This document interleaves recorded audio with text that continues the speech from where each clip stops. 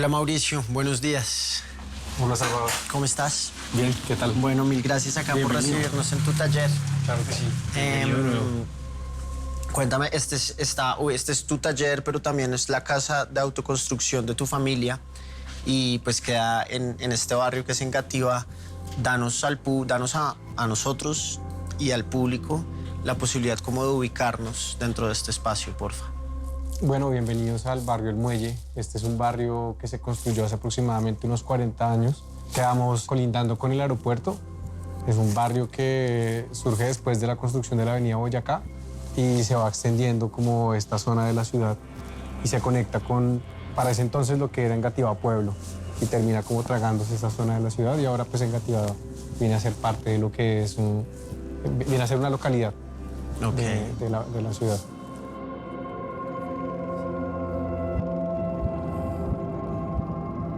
Pues nosotros llegamos aquí hace aproximadamente como unos 32, 33 años.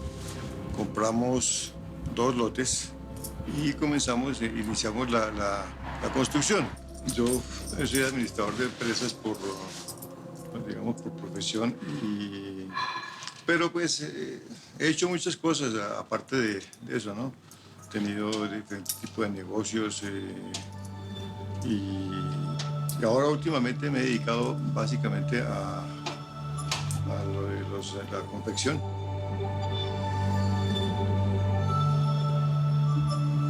Le voy a hacer una pregunta un poco trillada, pero ¿tiene algún recuerdo de Mauricio cuando se empezó como a identificar como, oiga, a este muchacho le gusta como este tipo de actividad artística, como le gusta, es muy bueno para el dibujo, o es muy bueno? ¿Tiene algún recuerdo, algo que nos pueda como ubicar?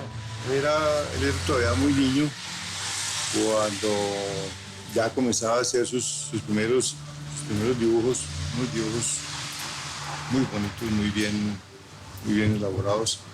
Pero de lo que más me acuerdo en este momento fue de... ¿cómo era que se llamaba, Mauro? El muñeco del Transformer. ¿Cuál? El muñeco ese de la película de Schwarzenegger. Un depredador. Un depredador. Tiene esas figuras. Él hizo un depredador y le quedó perfecto. Era un peladito. Usted todavía lo tiene. Claro. Lo usa de colgallaves. Era un peladito que tenía, ¿qué? ¿10 años? ¿8 o 10 años? 9 años. Por ahí más o menos eso. Y de la nada, porque yo digo de la nada, apareció con una figura tan perfecta.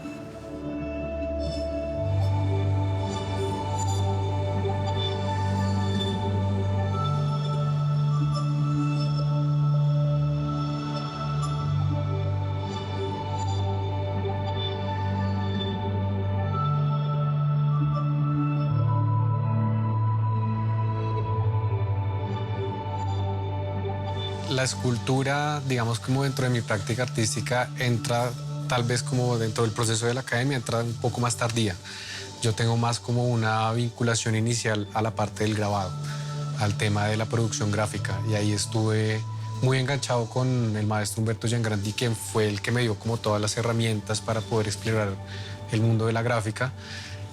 Pero la fijación siempre había estado como en los temas arquitectónicos y todo lo que yo resolvía gráficamente pues iba muy dirigido como al tema de la urbe, como a esos intereses que yo tenía puntualmente frente a lo que yo atestiguaba cotidianamente, cómo los barrios se iban construyendo, ¿no? Partiendo de mi casa, que era un espacio que constantemente estaba en obra y que yo de alguna forma estaba ahí presente en ese proceso de construcción de arquitectura, y pues el barrio iba creciendo de la mano conmigo. Y digamos que esa cercanía con la arquitectura y como con tocarla desde ese ámbito cotidiano me llevó a entender que lo que yo estaba produciendo gráficamente pues igualmente también podía tener como una solución formal desde lo arquitectónico y desde lo escultórico.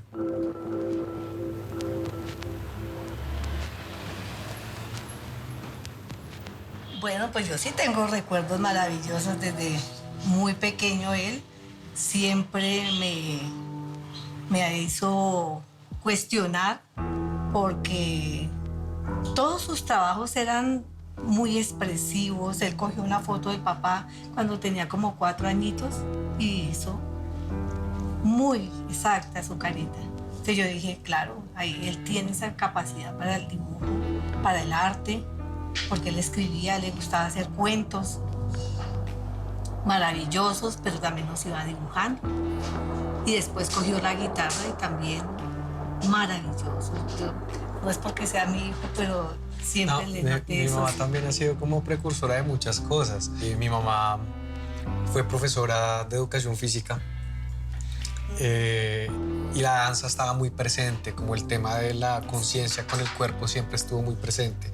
Y yo siento que eso fue algo como que yo logré transmitir como en este periodo de creación colectiva, donde como esa puesta en escenas ante el público era como súper importante. Entonces, claro, como esa conciencia del cuerpo viene mucho como de eso que mi mamá me transmitió.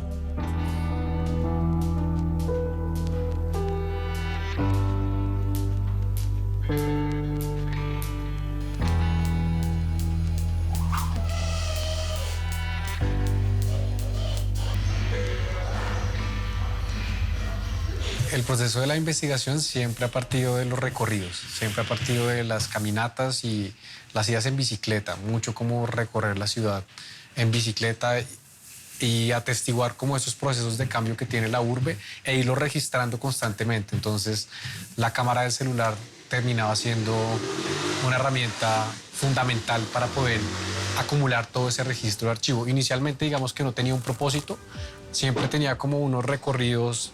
Digamos que partía de unos recorridos cotidianos que yo tenía, como los recorridos al colegio, los recorridos a la visita a la casa de mis amigos, ese tipo de lugares comunes, y entender que esos recorridos no eran estáticos y que la urbe iba cambiando a medida que transcurría el tiempo, me llamaba mucho la atención. Entonces me empecé a dar cuenta que empecé a recopilar cualquier cantidad como de registros fotográficos de cómo esta urbe iba cambiando. Y entendí que desde la imagen, como desde la producción de imagen y también desde el ámbito escultórico, yo podía como resolver cosas en términos de cómo este tiempo va transcurriendo en la arquitectura. Entonces, hasta el día de hoy, digamos que ya el ladrillo se vuelve un componente esencial en el tema de la expansión, pues al ser un material también un material que se consigue muy fácil por el tipo de tierra que nosotros tenemos, entonces logra generar como este tipo de expansión hacia lo arquitectónico.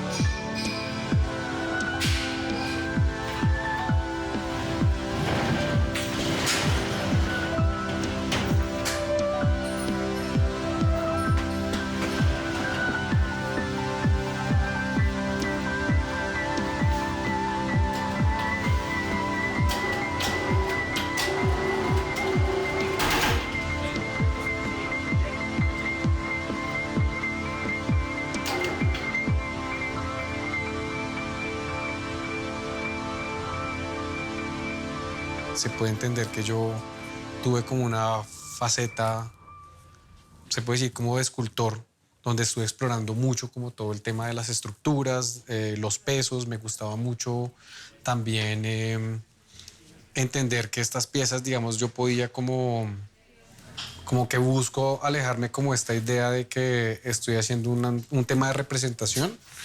Y lo que empieza a suceder con ellas es que las empiezo a asociar más como con objetos líticos, como con piedras. Entonces empiezan a aparecer estas formas que aluden más como a estalactitas o estalagmitas, ¿sí? Y ahí empiezo ya como a despojarme de esta idea de que es una representación a escala de una urbe pero sus estructuras y la forma en la que están dispuestas, digamos que no aluden a una construcción real, sino por el contrario, aluden como a formas completamente imposibles.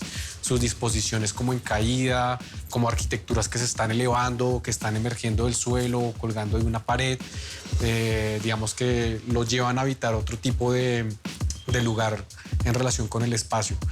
Y ya empiezo a hacer como esta asociación hacia los objetos líticos que empieza a ganar también como un interés importante en el momento en el que empiezo como a irme un poquito más atrás en la arquitectura y a tratar de entender como los orígenes de la misma.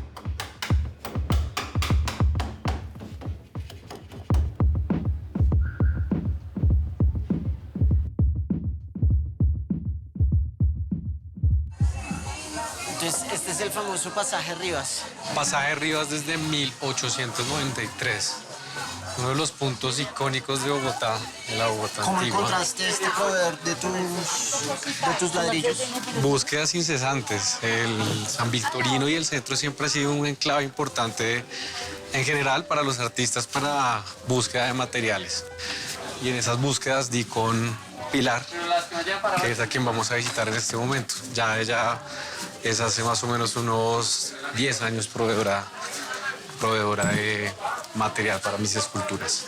Hola, Pilar. Buenas tardes. ¿Cómo estás? Bien. Doña Pilar, ¿Cómo va? les va? Buenas tardes.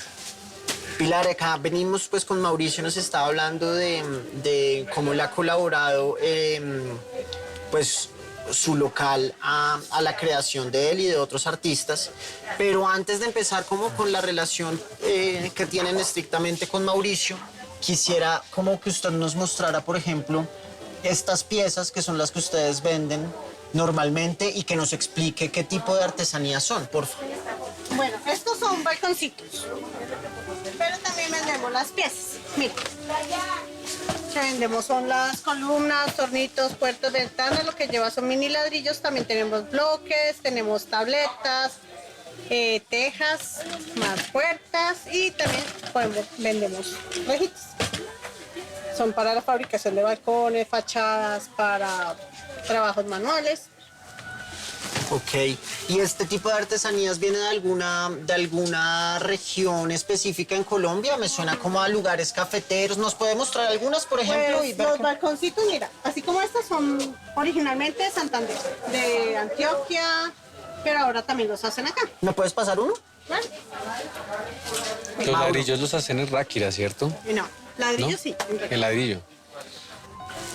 Mira que podemos como encontrar un punto en común con tu trabajo, que es como una fijación en reproducir a escala lugares arquitectónicos típicos. Lo tuyo es muy bogotano y de tu entorno, del tipo de barrio, por ejemplo, donde creciste. Esto pues es de un entorno mucho más rural y todo, pero hay un diálogo lindo del cual hasta ahora pues yo estoy descubriendo y lo descubrimos por el lugar en el cual están ubicados los proveedores de tus materiales. ¿Qué opinas como de ese diálogo?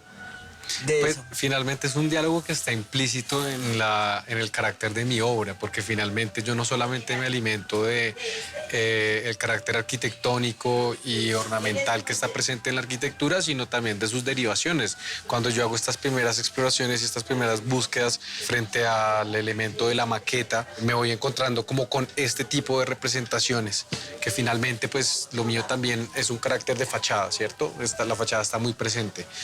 Digamos que decididamente en la producción de los elementos escultóricos yo he buscado justamente cómo ir depurando este carácter representacional donde la imagen y la presencia humana está presente.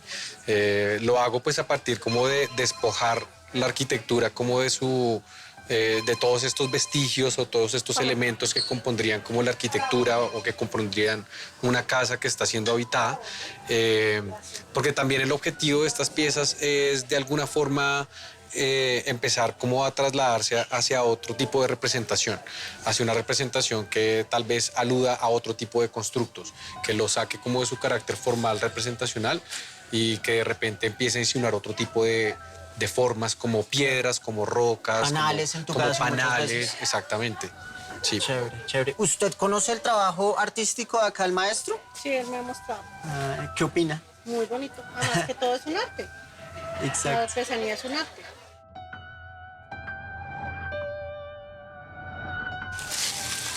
Más o menos tipo de una material obra que en gran está formato tuyo, ¿cuántos ladrillos de miniatura tienen? No se podría contar, pero, o sea... Se podría contar. Digamos que en promedio yo me gasto, digamos, de estos paqueticos traen de 100, ¿cierto, doña Pilar? Como No, para más. una pieza grande, 10.000. yo creo que poco más de 10.000. Y digamos, cuando eliges utilizar este tipo de ladrillo en las fachadas que usas, ¿estás queriendo decir algo tanto del contexto social donde están esas estructuras diferentes o el tipo de, ¿cómo se llama? De encaje o de... Claro, ¿Cómo se dice? En el que es distinto. Las mamposterías tienen un carácter tanto ornamental como estructural. El tipo de bloque que ustedes están viendo acá, pues el bloque siempre se utiliza como para hacer posiblemente como más muros de relleno. Los tipos de ladrillo como este, que es un ladrillo que aquí le conocen como doble cocción, tienen más como un carácter ornamental, entonces se utilizan más como para crear fachadas mucho más detalladas, que tengan cremalleras. A menor cocción también varía el color del material. Sí, pero entonces es como más polvo, más se Sí. más... se disuelve mucho más. Según la cocción también varía la calidad del ladrillo, igual la contextura. Para pegarlo, para Sí, durabilidad, pues, todo incluye. Finalmente esto también es materia prima, ¿no? Entonces uno se fija mucho como en estos detalles que también como que le ayudan a uno a definir el carácter como estético de la obra, ¿cierto? Entonces finalmente hay diferentes tipos de texturas, materiales, cocciones que también juegan en el elemento Claro. de la composición. Yo parto mucho como de los procesos autoconstructivos en función de cómo se construye, hago como una traducción a escala de los sistemas constructivos. Sí, en realidad lo que yo estoy haciendo es como replicar esos sistemas de organización de columnas, de estructuración de placas y de vigas. De ese tipo de construcciones en De ese particular, tipo de que es un que construcción. al mismo tiempo termina siendo sí un estudio arquitectónico, pero también un estudio, no sé, como antropológico, pues no, como de Pues sí, de ese alguna tipo manera, de o claro. sociológico, ¿no? De un sector determinado social que tiene unas dinámicas de vida determinadas y todo. Y es muy chévere que porque además es lo definen- que tú conoces. Cuando uno va a tu casa, tú estudias, esto es el universo visual, social, sensorial en el que vive Mauricio. Eso es muy chévere. Siempre me interesó como el formato expandido, pues ya también por lo que estaba resolviendo en ese momento como escultóricamente. La escultura siempre me permitió, a partir de la modulación de las estructuras, poder hacer piezas que se fueran como encajando unas con otras y poder tener una expansión de formato fuera de lo convencional. Y aquí digamos que entendí que podía funcionar a partir de la misma dinámica, como si podía pensar en la gráfica a partir de la modulación, como que yo pudiese ejecutar una imagen de gran formato a partir de varios segmentos, podía un poco romper como ese esquema y esa convencionalidad del formato de la imagen de grabado, que siempre es como la plaquita de octavo, de medio pliego, máximo un pliego, que es lo que uno encuentra convencionalmente. Y es como un poco el ejercicio que he hecho acá en este estudio.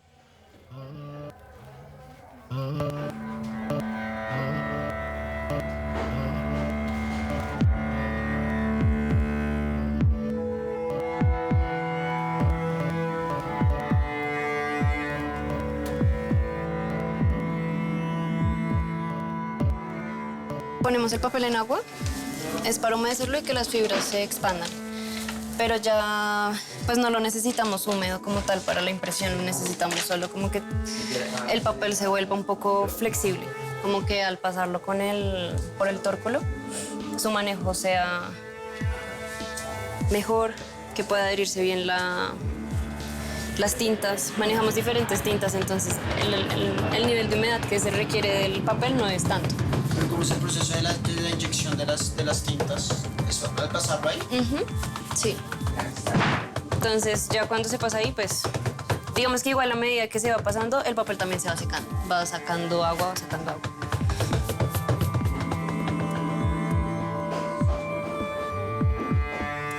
Yo tenía como unas ideas claras en términos como de las composiciones y más o menos una aproximación de cómo se podían ejecutar, pero el sistema Sí. de impresión no estaba definido. No existía. Entonces yo tenía una idea de cómo se podía ejecutar y le iba dando como las instrucciones a Paula y Paula tenía que ejecutar como las pruebas, como haz la prueba con tal material, prueba con tal tipo de viscosidad de tinta, hazme matrices de cuadrados para poder hacer superposiciones de colores, entonces ahí... Entonces era chistoso porque ya cuando la cogimos Mauricio cambiaba todo el tiempo. Entonces, nos dio el trabajo de un mes como, no Paula, vamos a cambiarlo todo. Y realmente eran cambios para bien, hablábamos de eso, como igual íbamos aprendiendo, entonces al principio, aunque lo que podía ser la serie ya completa, igual eran pruebas. Entonces cambiábamos todo, probábamos de nuevo, si algo no cuadraba, cambiábamos de nuevo.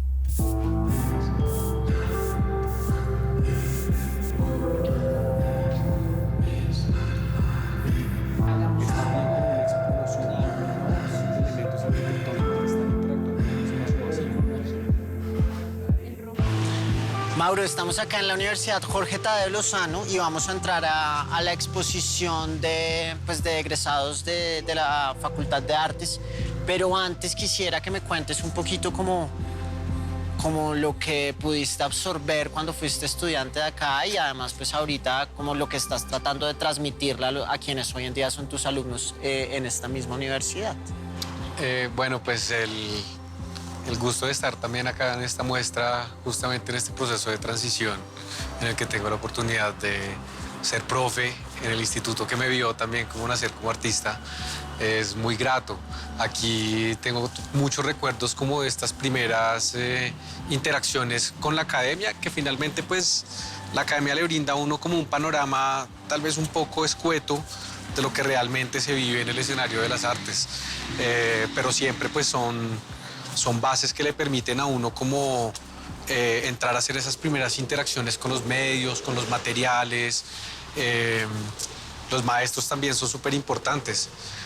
Aquí trabajé de la mano de Humberto Giangrandi, Que ha sido muy importante para ti, ¿no? que ha sido uno de mis maestros importantes durante el tiempo que estuve estudiando y pues posteriormente también es un gran referente y últimamente también he procurado estar un poco más cerca de él.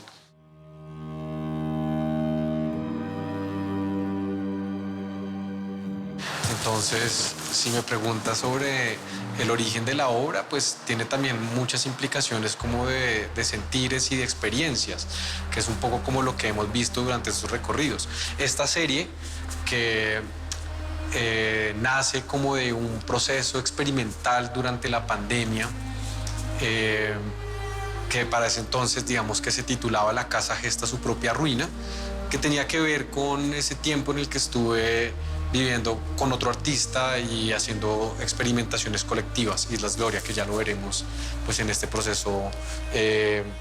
Entonces esta obra también narra como todo ese encuentro que se desarrolló durante la pandemia, en un momento en el que pues justamente como que teníamos todas estas limitaciones de podernos encontrar con otras personas, el contacto físico estaba supremamente limitado y nosotros pues teníamos este espacio donde todas estas interacciones podían estar presentes.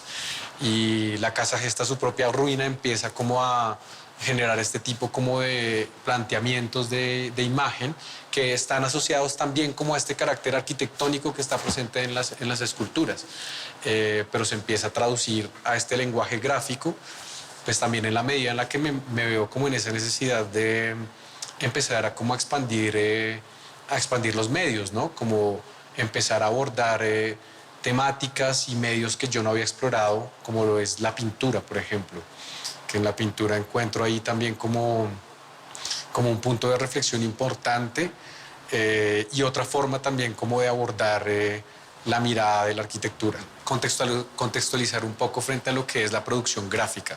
Yo vengo de una formación que está orientada más hacia la producción de grabado a partir de medios tradicionales, como lo es el agua fuerte y el agua tinta, grabado en metal, técnicas como la litografía, que son como todos estos medios de impresión muy, digamos como que su historia viene como desde antes del Renacimiento, y durante el Renacimiento tienen como su mayor foco de producción, y posterior a la creación de la fotografía pues empiezan a quedar en un segundo plano.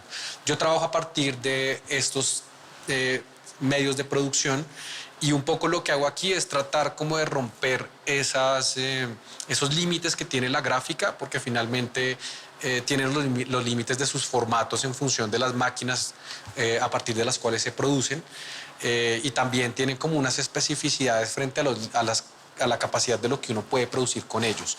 Aquí yo lo que empiezo a hacer es como empezar a mezclar diferentes medios para tratar de crear un lenguaje nuevo a partir de ese panorama que tengo como de espectro de conocimientos con la gráfica, y romper también como su limitación de los formatos, como expandir un poco y traer un poco esa gráfica a la contemporaneidad.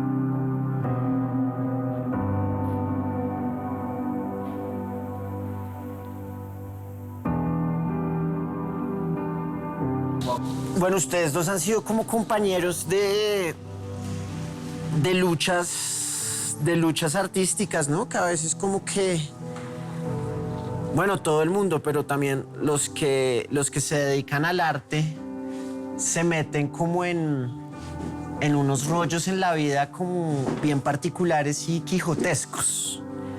Cuéntenos cómo ha sido la historia de su amistad y a qué los ha llevado y en qué procesos creativos ha desembocado esa camaradería. Pues lo primero quijotesco que tuvimos que hacer fue arreglar un techo donde nos arrejuntaron. Nosotros teníamos un mecenas que... Yo creo que vale la pena nombrarlo, ¿no? Siempre, ¿no? Y agradecerle, ¿o no? Claro, Pedro Franco. Claro que sí, muy, muy querido por nosotros dos. Sí, nos ayudó muchísimo.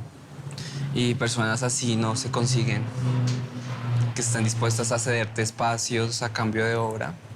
Realmente no he encontrado otra persona como él. Entonces sí, pues muy agradecidos. Y yo trabajé pues en un espacio en la Candelaria como 2 años, hasta que en la pandemia nos arrejuntó a los dos en el mismo espacio, que era un tercer piso de una casa en la Candelaria. Ya para ese momento nos empezábamos como a plantear la idea de empezar a hacer cosas juntos, porque estábamos también como en esa interacción de espacio de trabajo. Yo estaba como en ese espacio produciendo como toda la parte escultórica, y tú estabas Yo estaba pintando y haciendo fotografía. Entonces nos interesaba mucho como la posibilidad que existía como de empezar a partir de ese diálogo de intervenir en una casa, y cada uno como a partir del lenguaje que manejaba en particular, como uno la escultura y otro la pintura, empezar a ver cómo podía empezar a suscitar una interacción entre esos medios y que suscitara algo en conjunto. Que eso no sucedió hasta que llegamos acá a este espacio.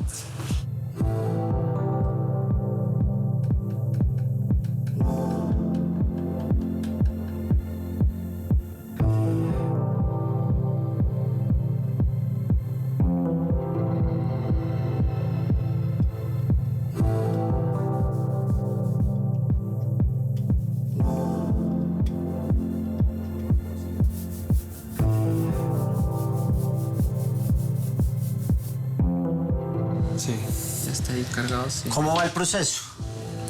Bien, ahora lo que estamos haciendo es cargar los rodillos con la tinta. Sí. Sí. Esta pieza usa 3 colores y tiene como estas transiciones que son súper suaves entre tonos. Entonces tenemos que expandir bien el color en el vidrio para cargar los rodillos con un poco de esta misma transición en el mismo rodillo.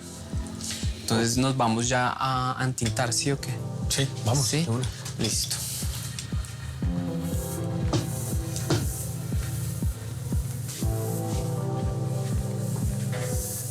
Quedamos que este era a la izquierda, ¿verdad? Sí.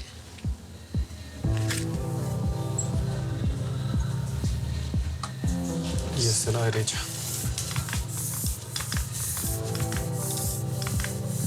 Tenemos que expandirnos un poquito más como de la zona del blanco, ¿no?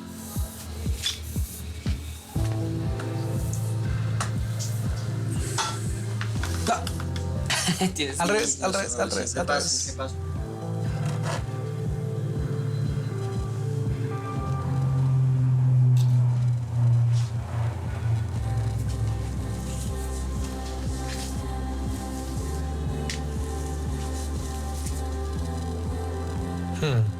Y otra esquina. Está... Espérate. ¿Está sucio? Sí. Hay que pasarle alcoholcito. Si quieres yo lo tengo. ¿No? Y tú...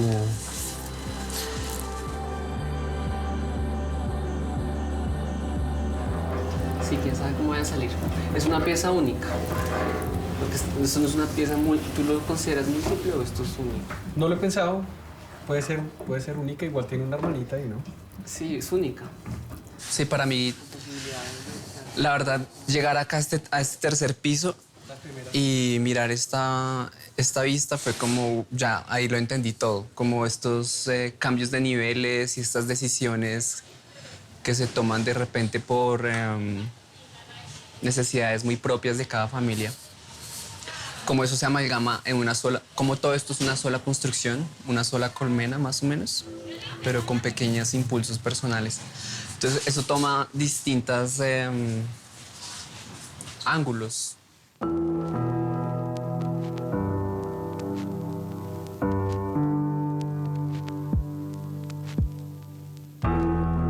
Me interesa mucho la figura de la colmena. Creo que es demasiado poderosa porque pues, nos hace vernos a nosotros como seres humanos también, que también somos uno, ¿no? Y que de pronto como que esa autonomía por la que siempre luchamos, ese individualismo, no es más que una ilusión. Claro. También se puede entender como que la forma en la que nosotros nos organizamos también responde como unas dinámicas colectivas que no suceden de forma aislada. Estamos todos sumamente entrelazados y es bien interesante también ver cómo eso suscita en este tipo de barrios, porque las economías son muy distintas. Responden también como a las necesidades individuales, pero entrelazadas con las necesidades colectivas.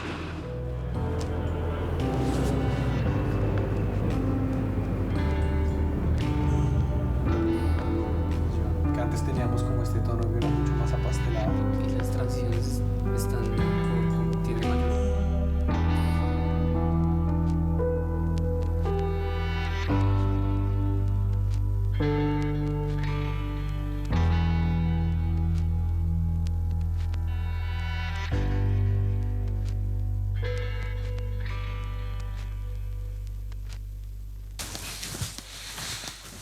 Este edificio ha albergado este taller de confecciones desde hace aproximadamente unos 25 años, que ha sido como la base de la economía de nuestra familia y de alguna forma también pues guarda como esa relación como con su entorno, porque finalmente este es un barrio que también se ha forjado a partir como de estas pequeñas microindustrias, microempresas. Es muy común encontrar como este tipo de empresas y de infraestructuras dentro de las casas, que es justamente como lo que yo te mencionaba como hace un rato, frente como a este peligro, este miedo latente que existe frente a la creación del distrito aeroportuario, y es que muchas de las familias forjan sus economías a partir de la casa que construyen. y el peligro como de que su espacio vital se vaya, pues también implica que sus economías se van a disolver. Ok. Me parece muy lindo como trazar el paralelo entre este taller y el tuyo cuando está en producción, ¿no? Como que están los oficios determinados, se nota como una obsesión por el orden, ¿no? Para que todo pueda fluir bien y un trabajo en serialidad, pues que es lindo resaltar. Y acá hay un personaje que me encantaría saludar, que es tu abuelo. No sé si lo quieras presentar tú primero. Sí, claro. Él es Pedro Salcedo. Pedro Salcedo, pues es uno de los gestores, de los constructores de este edificio. Encantado. Gracias. ¿Cómo está? Bien. Usted entonces construyó este edificio. Pues se aportó por ahí algo, ¿no? De lana. De economía. ¿Hace cuánto?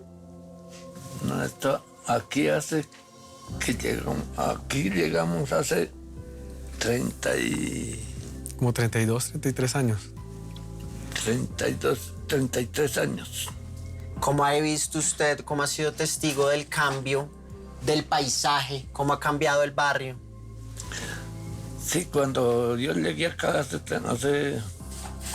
ese tiempo que le digo, eso no había pavimento, no había nada todavía. Eso eran unos barriales para entrar.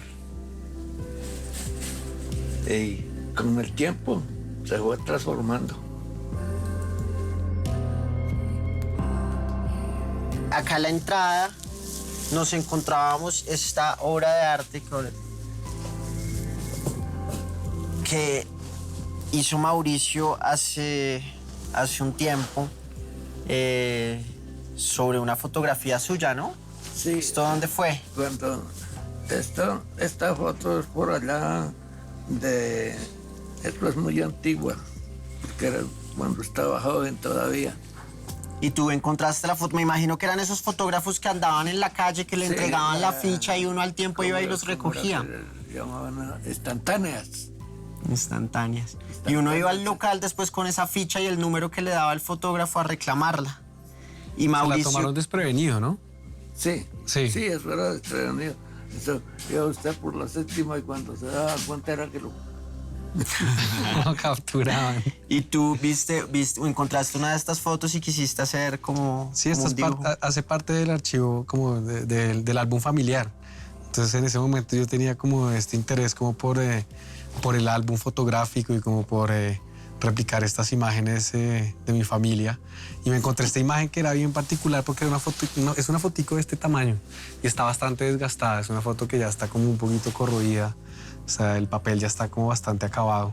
Entonces también era como en ese ejercicio de querer preservar esas imágenes a partir de una imagen que ya estaba como en desgaste, como llevarla al dibujo, pero con esa intención de que... Registrar el paso del tiempo de la Exacto. fuente original. Sí, ¿no? Y dilatar también el tiempo de estas imágenes, porque pues, yo entendía también que esa fotografía en algún momento se iba a terminar destruyendo, se iba a terminar como borrando.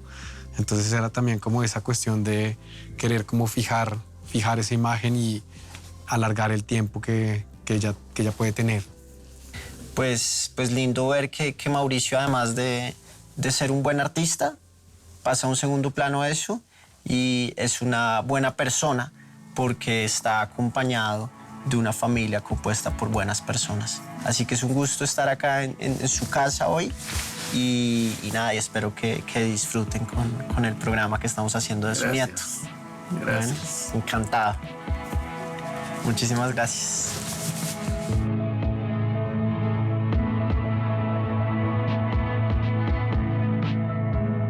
Aquí digamos que yo desde mi taller ya me planteo procesos que requieren del trabajo de otras personas y de alguna forma, digamos que una de las premisas que yo he tenido muy presentes es cómo poder retribuir como a esos otros actores que también están presentes, como a los productores de arte, a los asistentes, a quienes están detrás de las grandes producciones, ¿no?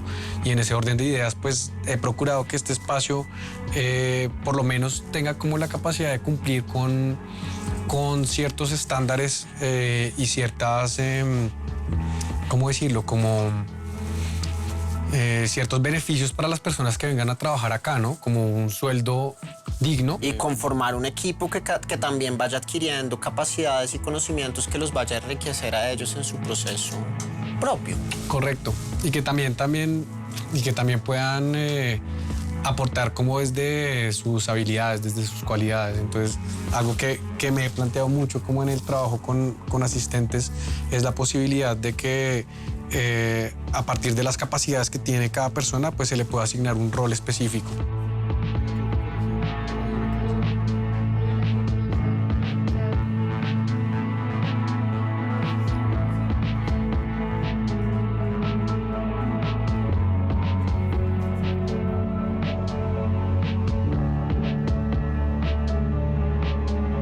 No sé, algunas de tus obras son diseñadas para exteriores, por ejemplo, o las instalas en exteriores. Las he instalado en exteriores, sí. En exteriores se han hecho como varias pruebas y pues el material no favorece en este punto, entonces también estoy como en esa búsqueda a partir del material para que ellas también puedan estar como en espacios de intemperie. Pero también como la pregunta entonces, pero al iluminarlas o a la decisión de cómo iluminarlas en una muestra de museo, como lo acabamos de, pues obtiene tal o cual color, ¿no? También digamos que la luz ayuda mucho como a definir como este carácter volumétrico que está presente en las piezas. Igualmente uno con la iluminación también puede definir como el valor cromático que el ladrillo siempre juega como frente como a temas compositivos de las piezas, que es justamente también lo que empieza a definir Rogelio Salmona con este tipo de construcciones. Él era muy meticuloso a la hora de escoger los ladrillos que hacían parte de sus construcciones. Esa es como una de las historias que se cuentan como de las personas que trabajaron con él. Ellos cuentan cómo él despachaba como lotes grandes de ladrillo en función de este tipo de color me interesa o este tipo de acabado me interesa más en las construcciones que estoy ejecutando. Y de alguna forma creo que uno también hace este tipo como de selecciones con la materia. No solamente, pues, digamos, no lo hablo como yo, como artista que está relacionado con la arquitectura y que hace como esta escogencia del material, sino en general. En general siento que los artistas de alguna manera hacemos como esas aproximaciones a la materia y nos volvemos muy meticulosos en el momento como de querer escoger un material y querer definir también un lenguaje a partir de esa escogencia, porque finalmente esto también deviene de la historia de los chircales que sucedió justamente como en esta región de Cundinamarca, ¿no? Acá más o menos a mediados del siglo XVIII empezó a haber como un auge en la producción de ladrillo, que llevaba de la mano también como toda una carga de precarización laboral, porque finalmente las personas que trabajaban para estos terratenientes básicamente lo que hacían era como trabajar a cambio de una porción de terreno donde podían habitar, y eran las personas que se encargaban de explotar estas canteras donde se extraía el material. Entonces, pues el desarrollo urbanístico que tiene Bogotá, pues tiene también como toda esta carga implícita. Y normalmente esas canteras, ¿dónde están ubicadas las de Bogotá? ¿Dónde han salido los ladrillos de Bogotá? A las afueras de Bogotá, como... uy, me cortó. Eso está... Pero tú tenías una ladrillera, tú me dijiste, tu primera ladrillera era como en Soacha, ¿no? ¿Dónde sacas? ¿En Soacha o en...? Pero ellos no son propiamente ladrilleros. Son en miniatura. Hacen trabajo en miniatura. Entonces ellos extraen el material no propiamente de una cantera. Ellos trabajan como con material que les suministra Corona, si no estoy mal. Y ellos a partir de esa materia prima empiezan como a hacer estas producciones. Pero, ¿sabes qué? Hablando ahorita que me hiciste eso como de, bueno, listo, se construye una ciudad a partir de una extracción de algo. No sé si te lo has preguntado en tu indagación, en tu investigación, pero las consecuencias ambientales que puede traer en un lugar el uso del ladrillo. No sé qué tan respetuoso sea, no sé si haya que hablarlo, no sé si haya que preguntárselo.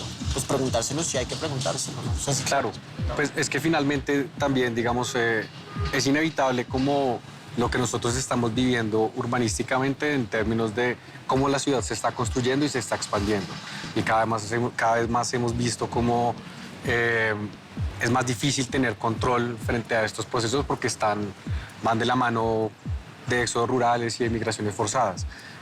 Lo que sucede con la extracción del material que se utiliza para ladrillo es que pues, justamente responde como a la materia prima que abunda acá en esta región. Y es como una característica que sucede en todo el mundo con la arquitectura. La materia prima es el barro. Exacto, aquí nuestra materia prima es el barro, pero si tú viajas a otros continentes donde posiblemente abunde más la madera, pues vas a encontrar que las construcciones van a tener como más presente este material. Entonces, pues claro, es una pregunta muy relevante como en lo que estamos viviendo actualmente, porque finalmente es como lo que estamos atravesando también por todo este asunto del cambio climático y lo que estamos afrontando pues con todo ese tema como de las sequías y estos cambios de climas como tan intensos que estamos viviendo. No, pues, o sea, no sé si uno se haya preguntado, o sea, sí, trabajas el ladrillo y todo, pero si uno... Sí, lo que te acabo de decir, como hay que preguntarse, oiga, ¿de dónde sale este ladrillo y qué consecuencias genera esa extracción? Lo que no sucede. No sé hasta dónde va y no sé si valga la pena o si lo tengas pensado después plasmarlo en la obra como lo quiero. No sé, son ideas que me salen, como... Sí, pero de pronto también es como muy interesante tu tema de el techo, lo que es tener un techo, lo que es tener un techo, lo que es tener un hogar, lo que se genera un montón de eso. Yo creo que cuántas historias, acá estamos en un lugar donde hay cuántas viviendas diferentes puede haber en las Torres del Parque, cientos y cientos. En cada vivienda hay una historia, no sé qué, pero creo que en el tema de tu trabajo, sobre todo en el de escultórico al que nos estamos refiriendo, el hecho de hogar, de casa, de todo, hay un montón, hay un discurso ahí puesto, ¿no?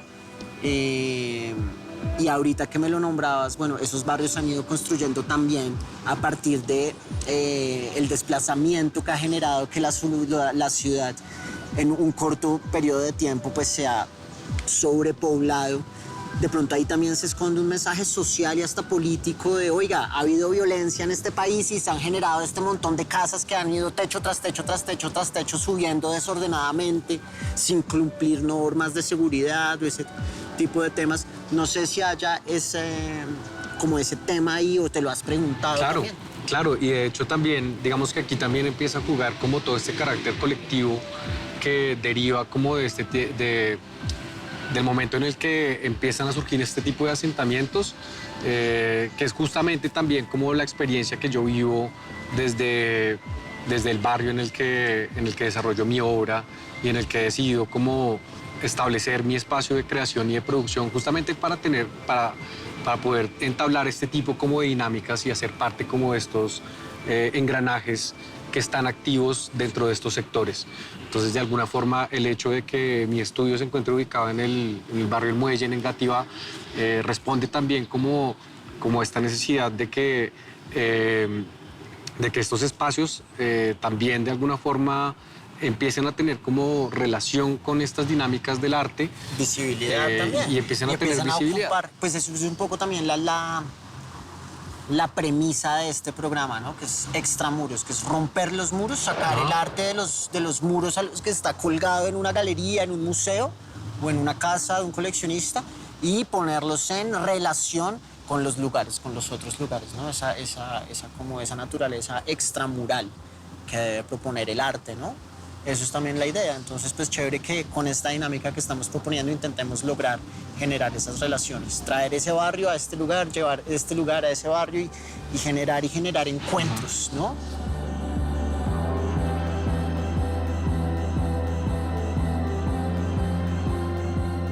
Entonces aquí se han desarrollado diferentes tipos de actividades que han involucrado como la comunidad, como desdibujar esa idea de que el arte tiene como una cuestión muy enigmática y muy secreta, sino pues también eso traerlo al público y que empiece a generar ese tipo de interacciones con la comunidad.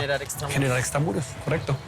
Bueno, pues Mauro, creo que estamos sintonizados en la misma misión, tanto en tu trabajo artístico como en este programa, de compartir, de romper fronteras, de romper muros, de generar vínculos. Y creo que en este episodio nos hemos acercado un poco a cumplir con ese propósito. Así que te agradezco un montón y nada, te deseo lo mejor y que pronto nos estemos viendo con nuevos proyectos. Claro que sí, así va a ser. Gracias, Salvador. Gracias.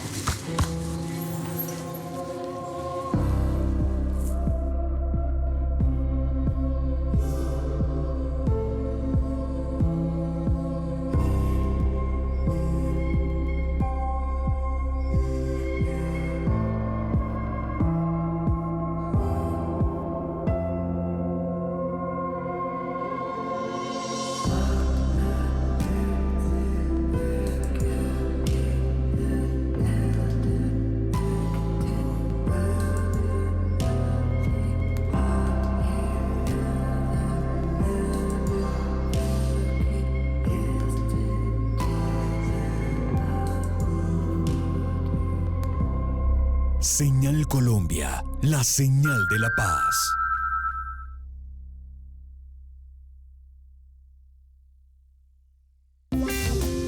Este contenido fue financiado con recursos del Ministerio de Tecnologías de la Información y las Comunicaciones.